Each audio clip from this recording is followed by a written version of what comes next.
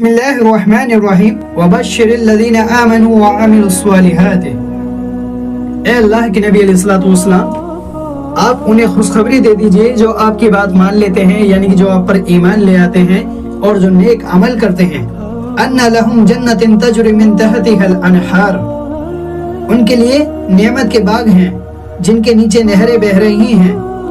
کلما رزقوا، جب انہیں ان میں سے ایک میوہ دیا جائے گا، منہا من سماوات الرزق، کسی قسم کا میوہ کھانے کو دیا جائے گا، قالوا ھذا الذی رزقنا من قبل، تو کہیں گے یہ تو وہی ہے جو پہلے دیا گیا تھا، یعنی کہ جو اللہ رب العزت نے دنیا میں ہمیں کوئی پھل فروٹ کچھ بھی نعمت دی ہے تو وہی نعمت جنت الفردوس میں بھی ہوگی، مگر فرق ہی اتنا ہے کہ اس سواد میں اور جنت الفردوس کے پھل کے سواد میں زمین و آسمان کا انتر ہے، زمین و آسمان کا فرق ہے، ورنہ ملتے جھلتے وہاں پر پھل ہوں گے۔ جو انسان کو نعمتیں اللہ نے دنیا میں عنایت فرمائی ہیں وہی اللہ جنت الفردوس میں جنتیوں کو دے گا۔ سبحان اللہ۔ اوتوا بها متشابہا، اور ان کو ایک دوسرے کے ہم شکل میوے دیے جائیں گے۔ وَلَهُمْ فِيهَا أَزْوَاجٌ مُتَحَاوَاتٌ، اور وہاں ان کے لیے پاک بیویاں ہوں گی۔ وَهُمْ فِيهَا خَالِدُونَ، اور وہ اس میں ہمیشہ رہیں گے۔ اللہ اکبر۔ اللہ نے جو جنتیوں کو جو نعمتیں دے رکھی ہوں گی وہ انہیں پاک بیویاں بھی دے گا، اور کیا کہتے ہیں ہر طرح کے پھل فروٹ، ہر چیز میں اللہ تعالیٰ انہیں نعمتیں دے گا، اور ان کے لیے فرمایا وَهُمْ فِيهَا خَالِدُونَ، اور وہ اس میں ہمیشہ رہیں گے۔ کوئی ان پر نہ کبھی کوئی موت آئے گی، نہ ان پر کوئی بڑھاپا آئے گا، نہ کچھ نہیں آئے گا، وہ ہمیشہ خوشحال رہیں گے جنت الفردوس میں۔ الحمدللہ۔ اسی کے متعلق ایک حدیث آتی ہے صحیح بخاری میں کہ نبی اکرم علیہ الصلوۃ والسلام نے فرمایا، اللہ تعالیٰ ارشاد فرماتا ہے، میں نے اپنے نیکوکار بندوں کے لیے وہ چیزیں تیار رکھی ہیں جنہیں کسی آنکھ نے نہ کبھی دیکھا اور کسی کان نے نہ سنا اور نہ کسی انسان کے دل میں ان کا کبھی گمان اور خیال بھی پیدا نہ ہوا۔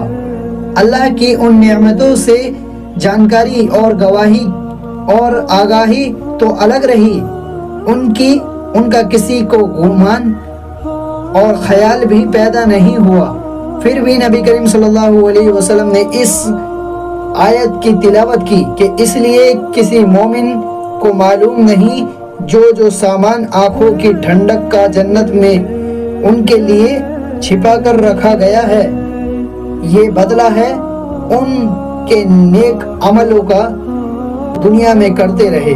اس کا مفہوم ہے کہ نبی اکرم علیہ الصلوۃ والسلام نے فرمایا کہ اللہ رب العزت نے جنت کی وہ جو نعمتیں ہیں نہ کسی آنکھ نے دیکھا، نہ کسی کان نے سنا، اور کسی کے دل پر اس کا وہم بھی نہیں آیا کہ جنت کیسی ہوگی۔ سبحان اللہ۔ اور ایک اور حدیث آتی ہے صحیح مسلم میں کہ حضرت انس ابن مالک رضی اللہ تعالی عنہ سے روایت ہے، کہا کہ رسول اللہ صلی اللہ تعالی علیہ وسلم نے فرمایا، جنت گرا معاملوں سے گھری ہوئی ہے اور دوزخ خواہشات نفسانی میں گھری ہوئی ہے۔ اس کا مفہوم ہے کہ نبی اکرم علیہ الصلوۃ والسلام نے فرمایا کہ جنت ناگوار چیزوں سے ڈھانپ رکھی ہے اللہ نے، یعنی کہ جو چیز تمہیں مشقت میں ڈالے، جو چیز تمہیں نماز، جو تمہارے دل کو، تمہارے نفس کو مشقت میں ڈالے، وہ چیز اللہ کے نزدیک پسندیدہ ہے، جو تمہارے نفس کو مارے، اور جو تمہارے نفس کی خواہش ہو وہ دوزخ سے گھری ہوئی ہے، یعنی کہ دوزخ اس سے ڈھانپ رکھی ہے جو انسان کی خواہشات نفسانی ہیں۔ جیسے مثال کہ انسان دارو پیے گا، کچھ بھی برائی کا عمل کرے گا، زنا ہوا، کوئی بھی چوری ڈکیتی، تو انسان کا خود کا عمل ہوا، وہ اس کا خواہشات نفسانی کا ہوا عمل، مگر اللہ کے لیے نہیں۔ اللہ کے لیے جب ہوگا جب انسان مشقت میں اٹھائے گا، نمازیں پڑھے گا، 5 وقت کی نماز، ہر چیز، روزے رکھے گا، حج کرے گا، زکوٰۃ دے گا، ہر چیز وہ اللہ کی رضا چاہے گا، تو آزمائشیں آئیں گی، اور جنت کو اللہ نے ایسی چیزوں سے ڈھانپ رکھا ہے کہ انسان کو جو دنیا میں تنگ دستی رکھتی ہے، جیسے مثال لے لو کہ مرد پر دنیا میں سونا پہننا حرام ہے، مگر قرآن حکیم میں آتا ہے، بخاری مسلم میں آتا ہے کہ سونے کے کنگن پہنائے جائیں گے، جنتیوں کو ریشم کا لباس پہنایا جائے گا۔ اور ایک اور حدیث آتی ہے جامع ترمذی میں کہ رسول اللہ صلی اللہ علیہ وسلم نے فرمایا جب اللہ تعالیٰ نے جنت اور جہنم کو پیدا کر چکا تو جبرائیل علیہ السلام کو جنت کی طرف بھیجا اور کہا جنت اور اس میں جنتیوں کے لیے جو کچھ ہم نے تیار کر رکھا ہے اسے جا کر دیکھو۔ آپ نے فرمایا وہ آئے اور جنت کو اور جنتیوں کے لیے اللہ تعالیٰ نے جو تیار کر رکھا ہے اسے دیکھا۔ آپ نے فرمایا پھر اللہ کے پاس واپس گئے اور کہا تیری عزت کی قسم جو اس کے بارے میں سن لے اس میں ضرور داخل ہوگا۔ پھر اللہ نے حکم دیا تو وہ ناپسندیدہ اور تکلیف دینے والی چیزوں سے گھیر دی گئی، اور اللہ نے کہا اس کی طرف دوبارہ جاؤ اور اس میں جنتیوں کے لیے ہم نے جو تیار کیا ہے اسے دیکھو۔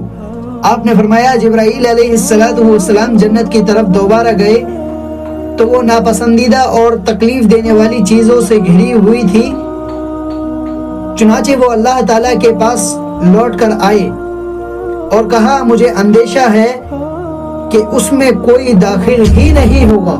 اللہ اکبر۔ اللہ نے کہا جہنم کی طرف جاؤ اور جہنم کو اور جو کچھ جہنمیوں کے لیے میں نے تیار کیا ہے اسے جا کر دیکھو۔ انہوں نے دیکھا کہ اس کا ایک حصہ دوسرے پر چڑھ رہا ہے۔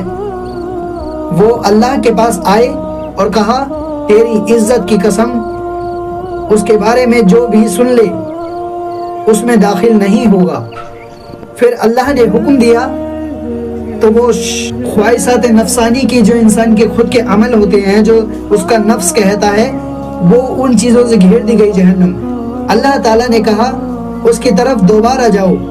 وہ اس کی طرف دوبارہ گئے اور واپس آ کر کہا تیری عزت کی قسم مجھے ڈر ہے کہ اس سے کوئی نجات نہیں پائے گا، اللہ اکبر، بلکہ اس میں داخل ہوگا۔